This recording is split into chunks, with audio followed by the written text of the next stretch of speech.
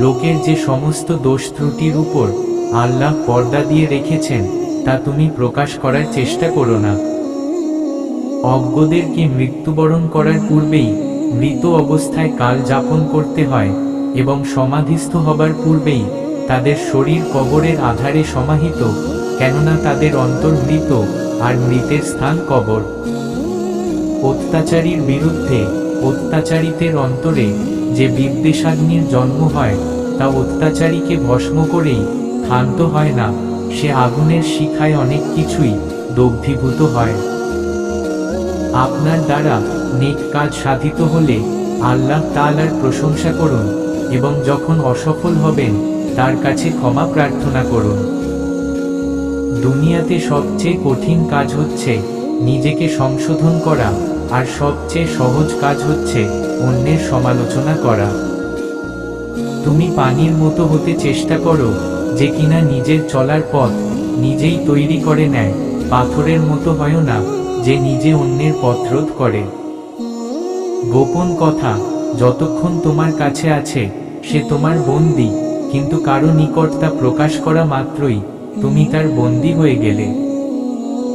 মানুষের কিসের এত অহংকার যার শুরু এক ফোঁটা রক্তবিন্দু দিয়ে আর শেষ হয় মৃত্তিকায়। সবচেয়ে সাহসী ও বীর্যবান ব্যক্তি হলো সেই যে স্বীয় কামনা বাসনার খেয়াল খুশির উপর বিজয় লাভ করতে সক্ষম। সততার মাধ্যমে একজন নিরীহ প্রকৃতির লোকও যে মর্যাদার অধিকারী হয়, বুদ্ধিমানেরা রকমারি কলাকৌশল প্রয়োগ করেও তার নিকটে পৌঁছতে পারে না।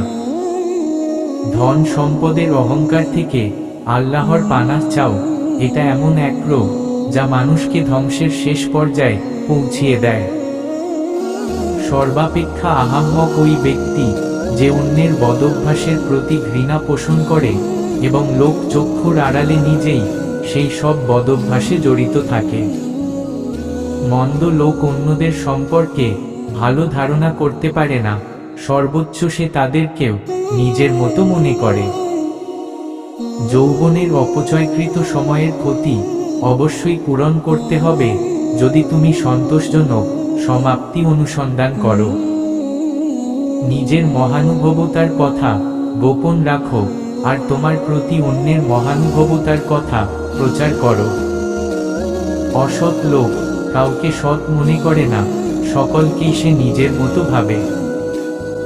অল্প দান করিতে লজ্জিত হইও না, কেননা বিমুখ করা অপেক্ষায় অল্প দান করা অনেক ভালো। পাপের কাজ করে লজ্জিত হলে পাপ কমে যায়, আর পুণ্য কাজ করে গর্ববোধ করলে পুণ্য বরবাদ হয়ে যায়। হৃদয়সমূহ একত্র করো এবং তা ধরে রাখতে হিকমতের আশ্রয় গ্রহণ করো, কেননা শরীরের ন্যায় হৃদয়ও ক্লান্তি ও একঘেয়েমি বোধ করে। 5টি জিনিস খুব খারাপ: আলেমের খারাপ কাজ, শাসকের লালসাবৃত্তি, বৃদ্ধের জেনাকারিতা, ধনীর কৃপণতা, নারীর নির্লজ্জতা।